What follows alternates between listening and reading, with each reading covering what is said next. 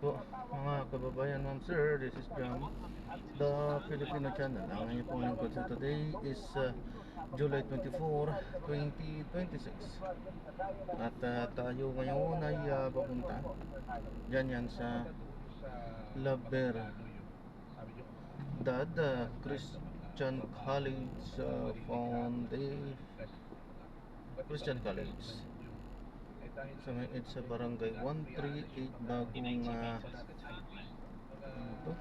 Bagong Barrio West, Caloocan. At dadalhin po natin sa may Crystal Street, San Bartolome, Novaliches, Quezon City. Okay, magbabalik po tayo mamaya konti po pag nakuha na po natin sila. Disclaimer lamang po, ang content mo natin ni Kalsada at hindi ang passenger. Ngayon naman, sakasakaluan po na may marinig kayong mga pangalan ng lugar, pangalan ng tao, pangalan ng organisasyon sa government o private man yan, ay wala pong kinalaman ng channel na ito at wala pong pinapatungkulan. Lahat po ng pinag-uusapan dito ay pawang dito lamang po yan sa loob at wala pong pinapatungkulan sa labas. Magbabalik po tayo mamaya natin pag nakuha po natin sa Aurora. At patuloy po na inaasahan natin patuloy na tayo ay umaasa at sa mga darating na buwan at taon sa pagpasok po ng ating mga investors, pagkat meron tayo sa tawag na investment at meron po dyan nataas pa na po ng ating negosyo at pag-isipan. Continue for 600 meters, then take the Luzon Expressway round 4 left towards 2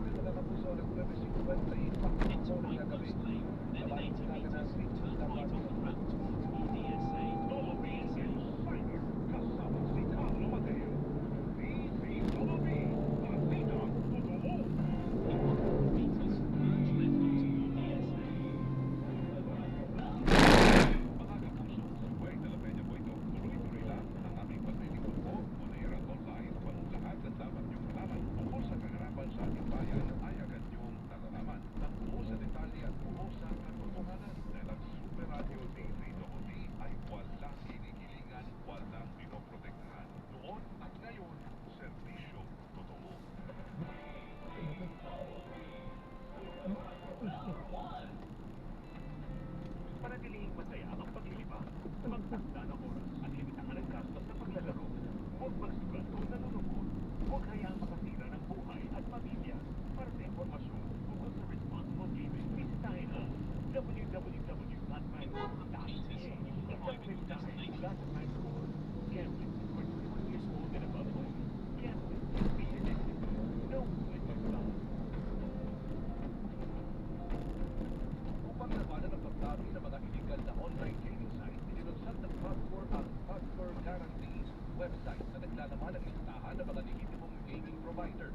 Ayon kay Passport Chairman CEO Alejandro Tengco, layunin ng bagong platform na magbigay ng malinaw at pagkakatiwalaang gabay para sa mga manlalaro at publiko, lalo na ngayong dumarami ang mga pwedeng online gaming platform.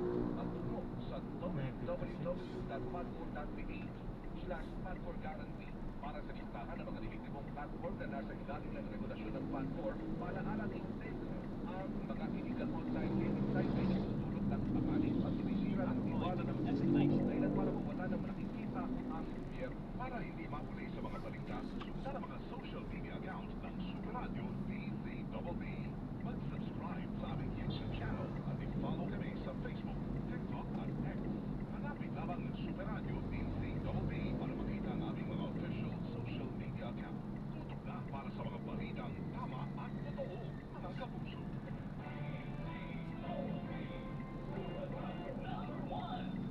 Super Radio DZBB. Balitang tama, balitang totoo. Double B Insider, kasama si Carlo Mateo. Pinagpasalamat sa mga taga-Cagayan na pagbilang dala ng bagyong Iyak ay kay Ruel Ramsing, pinuno ng Cagayan Provincial Disaster Risk Management Office. Matagal nang nararanasan ang pagtuyong sa lalawigan. Ito ay recommend na umano'y na sa Provincial Council na palawigin ang state of calamity sa probinsya hanggang sa katapusan ng taon dahil nga sa lawak ng Super Radio Nationwide Sona 2026. Ang ikalimang State of the Nation Address ni Pangulong Ferdinand Romualdez Marcos Jr. Sona 2026. Ilalahat ni Pangulong Ferdinand Romualdez Marcos Jr. ang tunay na kalagayan ng bansa at kung ano ang inaarap sa ilalim ng nalalabing taon ng kanyang administrasyon. Sona 2026.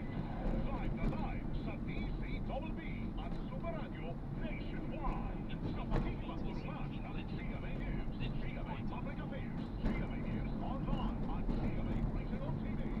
Sona 2026. Tumutok sa isa na namang makataysayang special coverage ng DZBB, Double B TV at Super Radio Nationwide. Balitang tama, balitang totoo. Sona 2026.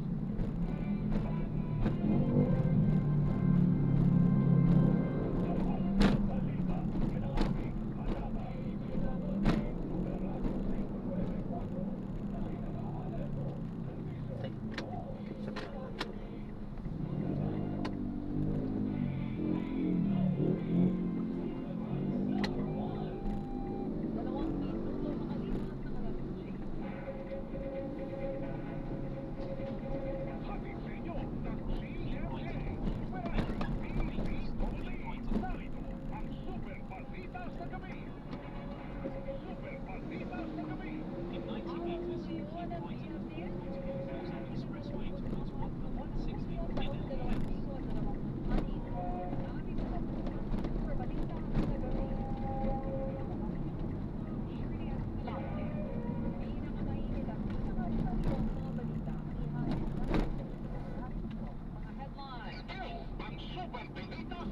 In 100 meters, turn right onto Luzon Expressway.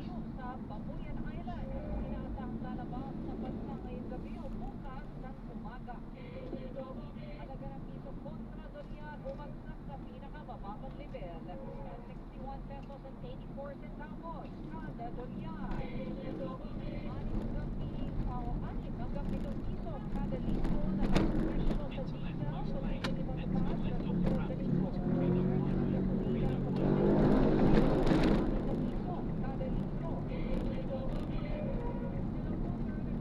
Continue for 1 kilometer, then make a slight right onto Pino Highway.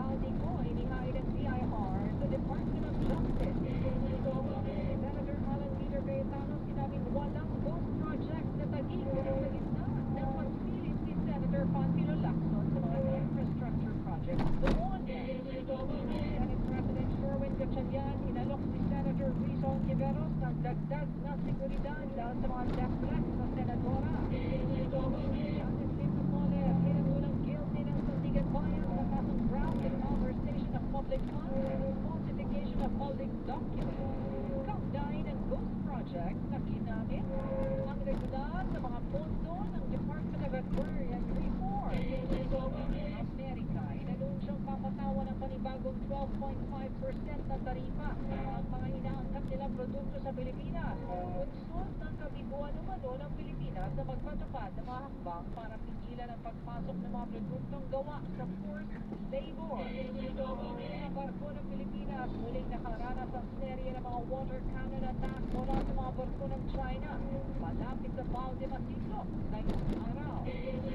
Dalawang sugatan susunod sa barangay 61 sa Pasay City, ilang fire volunteers sugatan kasunod naman sa commercial building sa San Nicolas sa lungsod ng Maynila. Ito ang Super Balita sa Gabi. In 200 meters, make a slight Super left to Radio reveal DZWE Pantay Bagyo. Yan ang mga guys, narito po ang mga detalye. Lalo lumakas ang bagyong Qiapo, isa ng severe tropical storm habang papalayo sa Babuyan Island. Nag-landfall ito kaninang hapon sa Camiguin Island sa Cagayan. Ayon sa pag-asa, inaasang lalabas ng Philippine Area of Responsibility o FAR ang bagyo ngayong gabi o bukas ng umaga. Ayon sa pag-asa, huling nakita ang sentro ng bagyo sa coastal waters ng Calayan, Cagayan. Kaya ito ang pinakamalakas na hangin na umaabot sa 95 kilometers per hour malapit sa gitna at pagbugsong umaabot sa 130 kph. Tinatahak nito ang Pakanluran, Hilagang Kanluran direksyon sa bilis na 25 kilometers per hour. Sa ngayon, nakataas ang storm signal number 3 sa kanlurang bahagi ng Babuyan Island. Signal number 2 sa Batanes, sa nalalabing bahagi ng Babuyan Island, hilagang bahagi ng mainland Cagayan. Hilagang bahagi ng Apayao at hilagang bahagi ng Ilocos Norte. Nakataas naman ang storm signal number 1 sa nalalabing bahagi ng mainland Cagayan. Isabela, Quirino, Nueva Vizcaya, nalalabing bahagi ng Apayao, Abra, Kalinga, Mountain Province, Ifugao, Benguet, nalalabing bahagi ng Ilocos Norte, Ilocos Sur, La Union at ang Hilaga at gitnang bahagi ng Aurora. Ipinagpapasalamat sa mga taga-Cagayan ang pag-ulan na dala ng bagyong Qiapo. Ay kay Rueli Roxing, pinuno ng Cagayan Provincial Disaster Risk Reduction and Management Office, matagal nang nararanasan ang tagtuyot sa lalawigan. Katunayan, inirekomenda umano nila sa Provincial Council na palawigin ang state of calamity sa probinsya hanggang sa katapusan ng taon dahil sa lawak ng epekto ng El Niño. Sa kabila nito, pinaalalahanan pa rin umano ang mga mamamayan ng probinsya na mag-ingat sa flash floods at sa biglaang pagbaha at sa pagguho ng lupa. Iniyak naman ng Department of Agriculture o DA ang tulong para sa mga maapektuhan ng bagyong Qiapo, partikular sa sektor ng agrikultura. Batay sa pinakahuling update ng DA, Disaster Risk Reduction and Management Operations Center, mahigpit ang koordinasyon ng ahensya sa Regional Disaster Risk Reduction and Management Council sa mga lokal na pamahalaan at kaukulang ahensya ukol sa epekto ng bagyo. May nakahanda umanong mga binhi gaya ng palay, mais at iba pang high-value crops. Mga gamot para sa mga livestock at poultry, fish stock at mga gamit sa pangisda. Dagdag ng DA, mayroong alokasyon para sa insurance at pangutang ang Philippine Crop Insurance Corporation at Agricultural Credit Policy Council.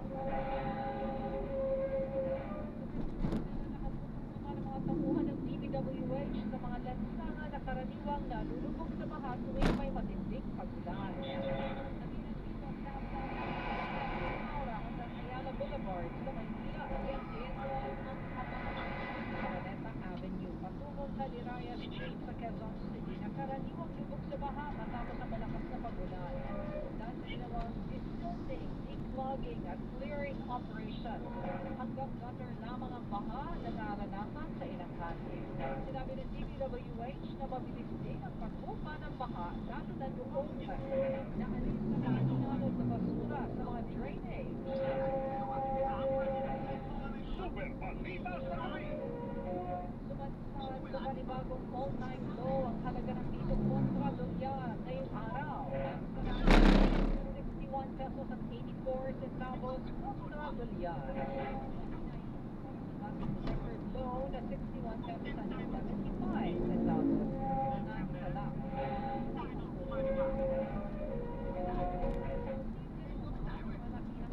Presyo sa mga produktong petrolyo sa susunod na linggo. Ay kay Rino Abad, Director ng Oil Industry Management Bureau ng Department of Energy. Hanggang 6 pesos ang posibleng taas presyo sa kada litro ng gasolina. 7 pesos naman sa kada litro ng diesel. At 4 pesos sa kerosene o gas.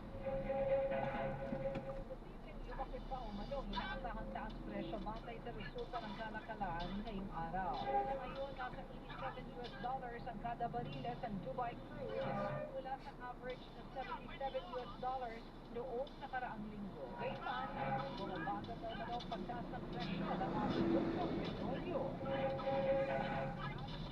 At ang ganda sa Bulacan kaninang tanghali mula sa level nito kaninang alas 8 ng umaga. Ayon kay Edgar de la Cruz, hydrologist ng Pag-asa, lalong bumaba ang taas ng Angat Dam kanina alas 12 ng tanghali sa 150.89 meters. Bumaba ito ng 9 centimeters mula sa 8 a.m. elevation ng Angat na nasa 150.98 meters. Ayon kay De La Cruz, nasa historic low na o pinakamababang antas ang Angat. Anya kahit may bagyong Quiapo, hindi nito nahilang habagat at hindi naging sapat ang ulan sa watershed ng Angat. Ayon pa kay De La Cruz, binabantayan din ng Pag-asa ang level ng tubig sa Pantabangan Dam sa Nueva Ecija na nasa low water level ngayon na 176.34 meters. Anya ang Angat at Pantabangan ang masusing inutusan nila ng Pag-asa sa gitna ng nararanasang El Nino. Sa kabila naman ng mga pag-ulan, patuloy ang pagbaba ng tubig sa ilang dam. Gaya ng Pantabangan Dam na 5 metro na lamang sasadsad na nagtas ng tubig sa critical level. Katunayan, muli nang lumitaw ang lumang bayan ng Pantabangan na pinalubog noong dekada 70 para bigyan daan ang pagtatayo ng Pantabangan Dam. Ayon kay Engineer Ronaldo Salazar, Division Manager ng Pantabangan Dam, sa ngayon nasa below normal na 176 meters ang antas ng tubig sa dam. Halos 40 metro nang ibinaba mula sa normal level na 216 meters mula sa 5 metro na lamang mula sa critical level na 171 meters. Sa datos ng pamunuan ng dam, 37 meters lang ibinaba ng tubig sa dam mula noong Nobyembre ng nakalipas na taon. Naniniwala ang pamunuan ng dam na hindi naaabot sa critical level ng tubig sa dam dahil panahon na ng tag-ulan at magsasagawa na rin sila ng cloud seeding operations sa Agosto. Wala rin naman dapat na ikabahala ang mga magsasaka sa tubig para sa irigasyon na galing sa dam. Nagamitan naman ang Manila Water sa posibleng paghina ng pressure ng tubig gripo sa ilang lugar na kanilang sineservisyohan. Ayon kay Denise Galang, pinuno ng Corporate Communications Group ng Manila Water, layo din ito masuplayan pa rin ang tubig ang lahat sa gitna ng pagbaba ng level ng tubig sa Angat. 24 oras na rin naman umano ang supply ng tubig sa gripo at hindi magkakaroon ng water interruption maliban sa ilang lugar. Ang mga nakaranas ng kawalang supply ngayon, posibleng manong dahil lang sa maintenance work at walang kinalaman sa mababang level ng Angat Dam. Water pressure management din ang tugon ng Maynila na habang mababa ang antas ng tubig sa Angat Dam. Nakaranas din ang ilan nilang customer ng mahinang pressure ng tubig gripo o pagbabago sa availability ng supply. Bukas naman ipapatupad ang unang bugso ng aumento sa minimum wage sa Metro Manila. Nagkakahalaga ito ng 60 piso base sa NCR Wage Order number 27 inabas July 9. Sa January 20, 2027 naman, ipatutupad ang ikalawa at huling bukso ng taas sahod na 25 pesos sa NCR. Super Balita sa Gabi. Sa isulat na ang talupati para sa State of the Nation address o sola ni Pangulong Ferdinand Marcos Jr. Sinabi ito ng Pangulo sa isang ambush interview sa Pampanga. Gayunman sinabi ng Pangulo, pwede pa rin itong magbago hanggang sa mismong araw ng kanyang sola sa Lunes, July 27. Pinaplansya pa nga niya ito para hindi maging masyadong mahaba at hindi rin naman maikli. Naka-full alert naman o full alert status ang NCRPO bilang paghahanda sa seguridad ng State of the Nation address o SONA ni Pangulong Bongbong Marcos sa Lunes. Kaninang hapon sinimulan ng pagpapakalat ng mga pulis sa mga estratehikong lugar. Ayon kay Police Colonel Alan Grayco, tagapagsalita ng PNP, nasa kabuang 20,000 security personnel ang ipakakalat para sa SONA.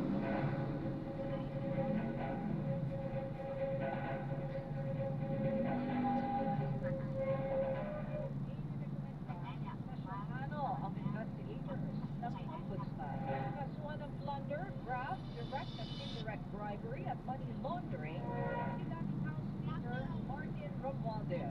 Dahil ito sa pagkamalo ni Romualdez ng tinatayang 56 billion pesos mula sa mga flood control projects. Kasabot si dating House Appropriations Committee Chairman Zaldico at korporasyon mula 2022 hanggang 2025. Sa inihain ng panel na supplemental complaint affidavit sa Ombudsman, pinakakasuhan naman si Ko ng plunder, graft, and direct bribery. Habang pinakakasuhan ng indirect bribery ang isang Jocelyn Sereno at iba pa na hindi naman nakilala individual. Walang korporasyon ang kasama ni Romualdez sa pinakakasuhan ng money laundering o paggamit ng iligal na pera para bumili ng legal na mga ari-arian. Ang rekomendasyon ng Special Panel of Investigators ay isasalang sa preliminary investigation ng Ombudsman para suriin kung may sapat na ebidensya para ituloy na ihain ang kasabigan bayan. Sinampahan naman ang reklamong tax evasion ng Bureau of Internal Revenue ang Southwest Incorporated na dating Southwest Construction and Development Corporation, pag-aari noon ni dating Congressman Zaldico. Gusto nito ng kabiguan ng kumpanya na magbayad ng tinatayang 22.71 billion pesos na buwis mula 2019 hanggang 2024. Mula ito lang na deklarasyon ng kita, mga gastos at maling pag-claim ng creditable withholding tax credit. Kasama sa inireklamo ang Pangulo ng kumpanya na si Adelma Angeli Alcazar at treasurer na si Cesar Buenaventura. Walang ghost project sa Taguig ayon kay Senator Alan Peter Cayetano. Ang aligasyon ni Senator Pantilo Lacson na posibleng may ghost infrastructure project sa Taguig City. Live streaming, sinabi ni Cayetano na lumitaw na sa kanilang sariling investigasyon, walang ghost project sa Taguig habang general o wala namang specific ang paratas. Sa sinasabing sila may ghost project sa kanilang lungsod, sinabi ni Cayetano na doble at triple na pagsusuri pa niya ang mga ito dahil baka may ganoong impresyon. Bunsod ng mga usaping teknikal, sabi pa ni Cayetano, dati na nilang ipinasiyasat ang mga proyekto sa Taguig City noong lumabas ang reports tungkol sa mga proyekto ng mga diskaya sa Pasig City. Kung saan niya, naroon ang unang nagreklamo sa mga diskaya na si Mayor Vico Soto Matinat sa Baguio City. Sa pamunuan naman ni Mayor Benjamin Pagano. Anya, wala namang dapat na kinalaman ang mga senador at kongresista sa mga proyekto. Pero ugali na raw niyang pagpacheck ng mga proyekto na nanggaling sa national government at siya mismong nag-report sa DPWH ng mga nakita nilang mali. Kaya mag-inspeksyon ng DPWH sa Taguig. Nauna na rin niyang sinabi na 3 beses sinabi ni DPWH Secretary Vince Dizon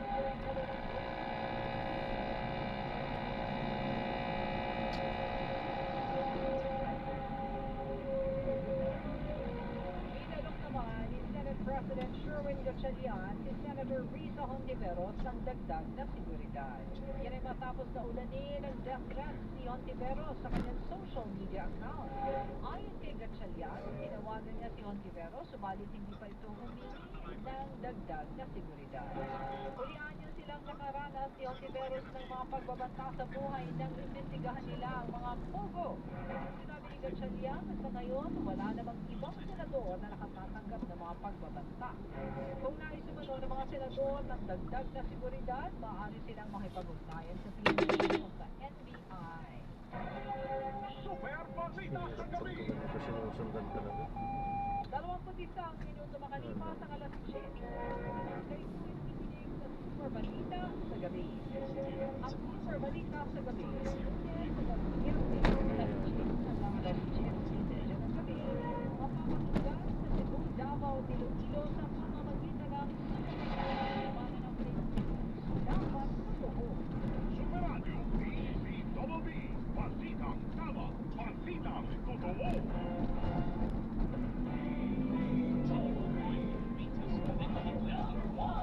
Ako po si Joel Reyes Rebel. Totoo at tamang mga balita ang atid sa inyo ng Super Balita sa umaga nationwide at ang malalimang patibay sa isyu ng isang season double B. Walang kinikilingan, walang pinoprotektahan. Noon at ngayon, serbisyong totoo.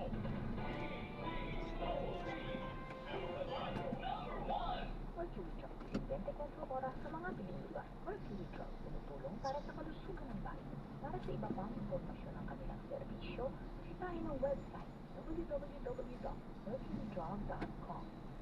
Umasa ka sa Diyos, ang mabuti gawin, at mananahan kang ligtas sa lupain.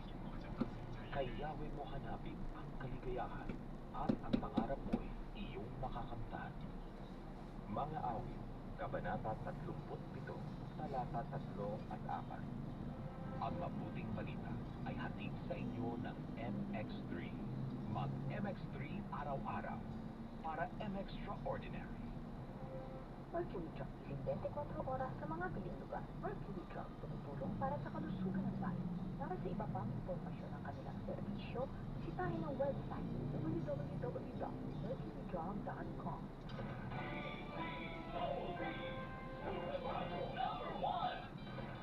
DZBB, Balitang Totoo. Nagkapatay na report sa labas ng himpilan, babaeng wanted sa kasong qualified theft arestado sa Las Piñas City. Ang mga detalye mula kay Olan Bola. Olan! Yes, nagtapos. Tapos na ako ng isang babaeng wanted. Makarang siya naman sa kote. Sa isang amat at karita ng Pusya sa Las Piñas City. Kinilala ang akusado sa alas na Jenely, 29 anyos, Standby Station Level Post Wanted Person. Natakit ang akusado sa Barangay Talong 3 sa Bisanawaran pa rin na inisyo ng Las Piñas City Regional Crime Code 254 para sa 4 na pila ng kaso qualified theft. Inirekomenda ng kasabing court hearing kung saan 50,000 piso piyasa sa bawat isa ng kaso. At sa makala nakakulong ngayon, ang akusado habang sinugtayan ay nakapaglabas ng kanyang order sa CCA. O si Ordan Bola ng GMA, Super Radio Digital, balikan mo to. Super Balita sa gabi. Tuloy po tayo, guilty ang hatol ng Sandigan Bayan sa tinaguriang pork barrel scam queen na si Janet Lim Napoles sa kasong graft and malversation of public funds and falsification of public documents. Kaugnay iyan sa ghost projects na pinondohan ng regular funds ng Department of Agrarian Reform ADAR noong 2011.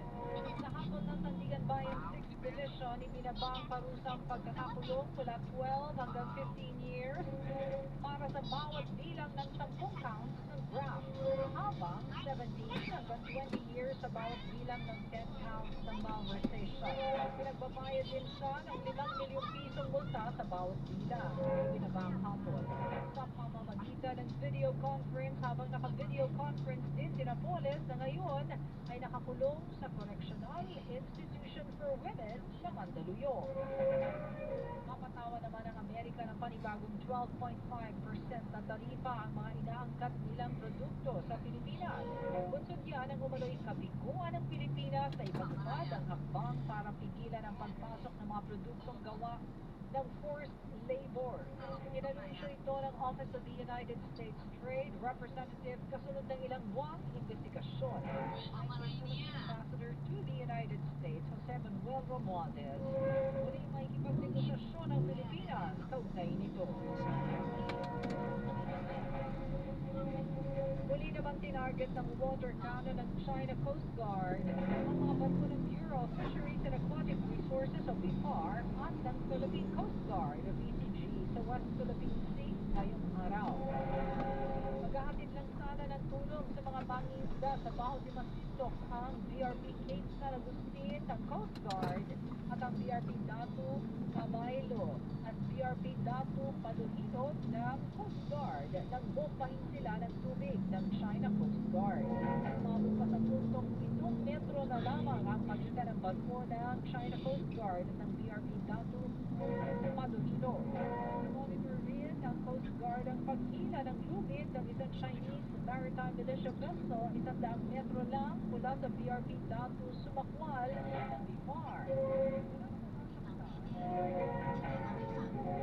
Delikado at hindi umano profesional ang ginawa ng mga barko ng China kaya pinalagaan ng Coast Guard. Dapat din umano ito sa batas, ayon naman sa National Task Force for the West Philippine Sea.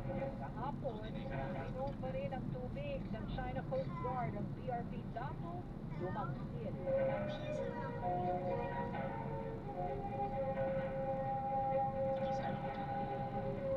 Dalawa naman ang bahagyang nasugatan sa sunog sa Pasilio 4 malapit sa F. Victor Street, Barangay 61 sa Pasay. Ayon sa Bureau of Fire Protection sa Pasay, isang menor de edad at isang nasa 8 gulang ang agad na nilapatan ng first aid. Nagsimula ang sunog pasado alas 5 ng hapon, idineklarang fire under control 5:59 ng hapon. Umabot ito sa dalawang alarma. Bahay na gawa umano sa light material. Nasunog din ang isang commercial building sa Habanera Street, San Nicolas, Maynila. Ayon sa Bureau of Fire Protection, ito unang gabi ng ideklarang under control ang sunog. Sa apat na palapag na kusali na bodega ng mga school supplies. Dahil gawa ang mga iyon sa papel at plastic, mabilis na kumalat ang apoy sa mga katabing unit. Umabot ito sa ikalawang alarma.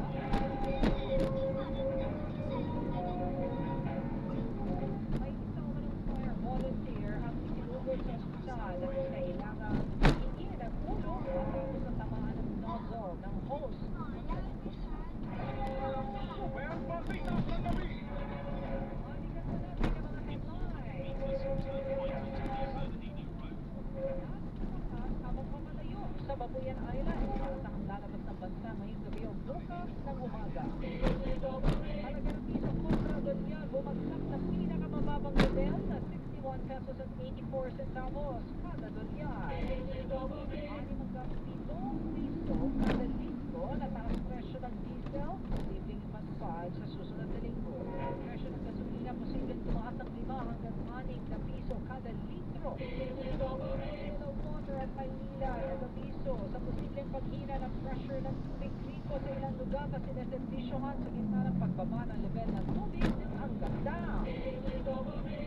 O talumpati para sa State of the Nation address. Tapos na pero maaari pa rin magbago hanggang sa Lunes ayon kay Pangulong Bongbong Marcos. NCRPO naka-full alert na bilang paghahanda sa SONA. Special panel of investigators ng Ombudsman ay inirekomenda na kasuhan ng plunder, graft, direct and indirect bribery at money laundering si dating House Speaker Martin Romualdez.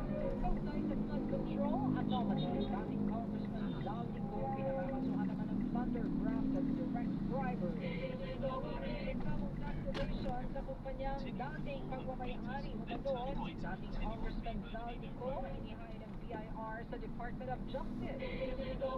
Senator Alan Peter Cayetano sinabing walang ghost project sa Taguig sa gitna ng pagsilip ni Senator Panfilo Lacson sa mga infrastructure projects doon. Senate President Sherwin Gatchalian inalok si Senator Risa Hontiveros ng dagdag na seguridad ng mga death threats sa Senadora. Janet Napoles sinatulang guilty ng Sandigan Bayan sa kasong graft and malversation of public funds through falsification of public documents. Kaugnay ng ghost project, na ginamit ang regular funds ng Department of Agrarian Reform. Amerika, inanunsyong papatawan ng panibagong 12.5% na taripa ang mga inaangkat nilang produkto sa Pilipinas. Ba't kasi nagpunta yan dito eh? Ng Pilipinas sa Libre magpatupad ng ng mga kalsada hakbang dito. para pigilan ang pagpasok ng mga produktong gawa sa forced labor. Mga barko ng Pilipinas muling nakaranas ang serye ng mga water cannon attack mula sa mga barko ng China malapit sa Bajo de Masinloc ngayong araw. Dalawang sugatan sa sunog sa barangay 61 sa Pasay, isang fire volunteer. Sugatan sa sunog naman sa commercial building sa San Nicolas sa lungsod ng Maynila. Kabuuan ng Super Balita sa gabi. Kung inyong kapuso, Shirley Escalante. Mga kapuso, dito sa DZWD, walang pinigilingan, walang pinoprotektahan. Noon at ngayon, serbisyo totoo. Inyong napakinggan ang kabuuan ng GMA Super Radio DZWB Super Balita. Super Radio DZWB Balita Totoo. DZWB number 1 sa Mega Manila. DZWB number 1 Super Radio.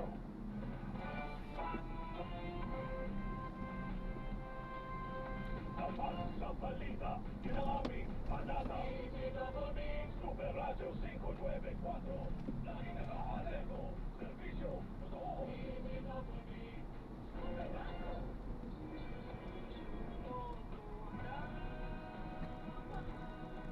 Sunod, Baysala. Yung traffic tong truck na to, pumasok dito yung sikat sa Music and digital stores worldwide. Presented by UpG Records. Super Radio DZWB.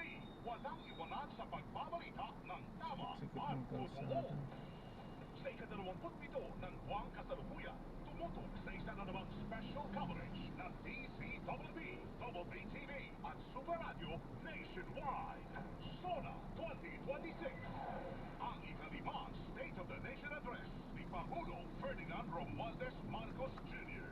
SONA 2026. Ilalahat ni Pangulong Ferdinand Romualdez Marcos Jr. ang tunay na kalagayan ng bansa at kung ano ang inaarap sa ilalim ng nalalabing taon ng kanyang administrasyon. SONA 2026.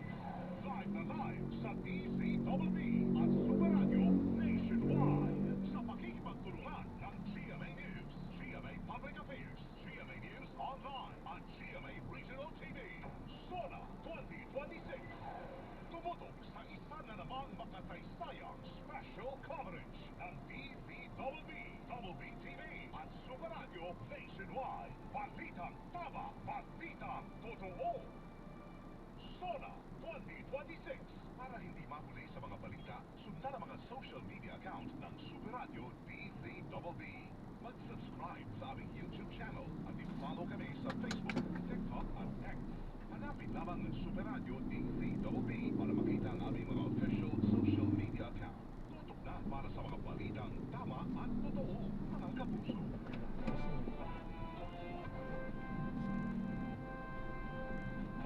Sa balita, kinaming panata. DZWB Super Radio 594. Lagi nakahalego, serbisyo totoo. DZWB kapuso nyo sa radyo. Walang kinikilingan, walang pinoprotektahan. Serbisyong totoo lamang, walang iwanan. May paninindigan, matagal paasahan. DZWB Super Radio 594. Kapag ng Pilipino, lahat Super Radio. DZWB serbisyo totoo. Walang pinipilingan, walang pinoprotektahan.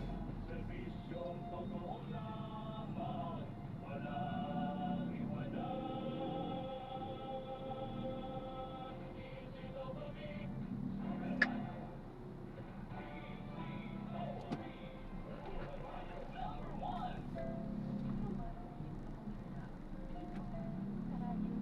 Dapat dyan binibigyan ng violation. Para indicator. pinapasok niya dito dahil ano. Ako doon sa construction ng In school. 80 meters, turn right and continue with B Bernardino Road. Malaki eh. Opo, meron kasi yung school na kinakonstruct dyan. Makacheck. Eh kung magpapasok sila ng truck na malaki, dapat coordinated sa barangay. Para may ano.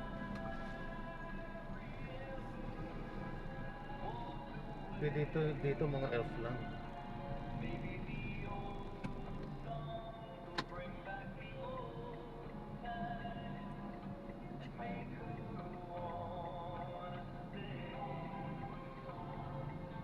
Magandang lipunan nyo lahat mga kanina. Mga puso, Biyernes na naman. Pero samahan nyo ako hanggang alas 11:30 ngayong gabi. Sabay natin balikan ang mga awitin na Nakausada eh. nakakabata. Tulad na itong awitin na ito mula kay Gaway Bay. Awitin. Awitin.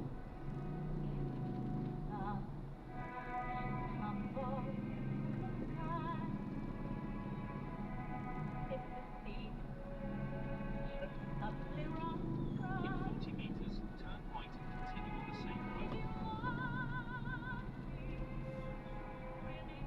Ayan.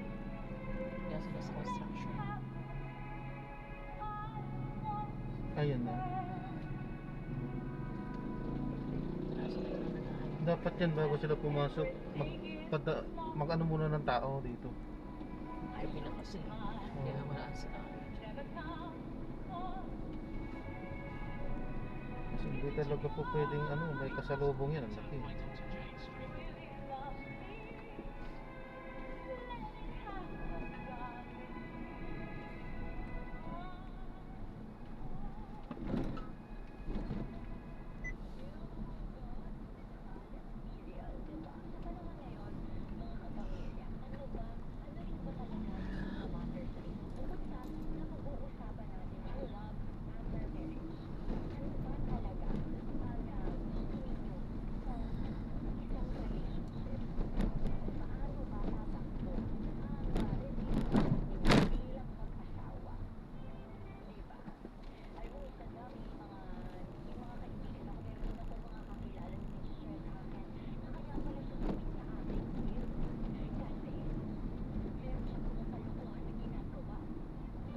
Ito, hindi ito ano mo?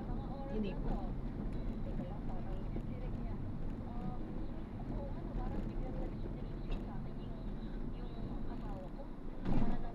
Lagot din dito pag may kasalubong, no?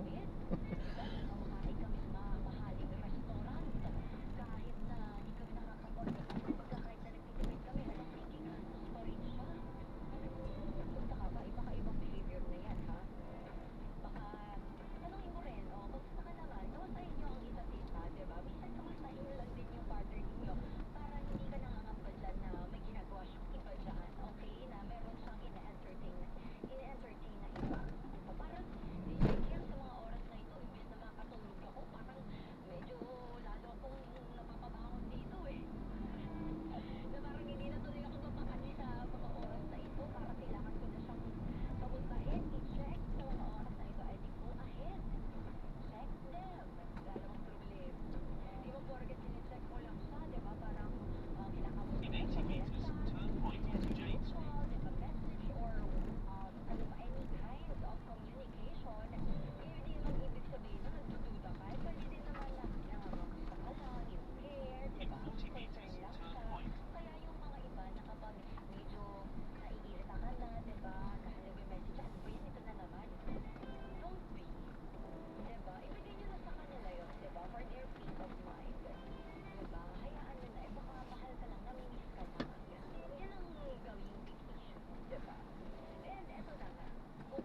Turn left onto Crystal Street. Walang ibang isitan dito, no? Doon lang. Ito po yung pagkalampas niyo po niyang guardhouse. Imbes na dumiretso po kayo doon sa may masikip. Kanan po kayo. Meron pong ano yung sa main road po kayo makakita. Destination. Kanan doon? Paglampas niyo po ng guardhouse, di ba paglabas niyo po? Oo. Imbis na didiretso kayo doon sa Masikip, Makipot, oo. kanan po kayo. Dito po sa may kaliwang line. Maluwag po yan ha? Opo, ganito. Sa main, yun po yung main road. Okay. Salamat. Thank you. God bless po.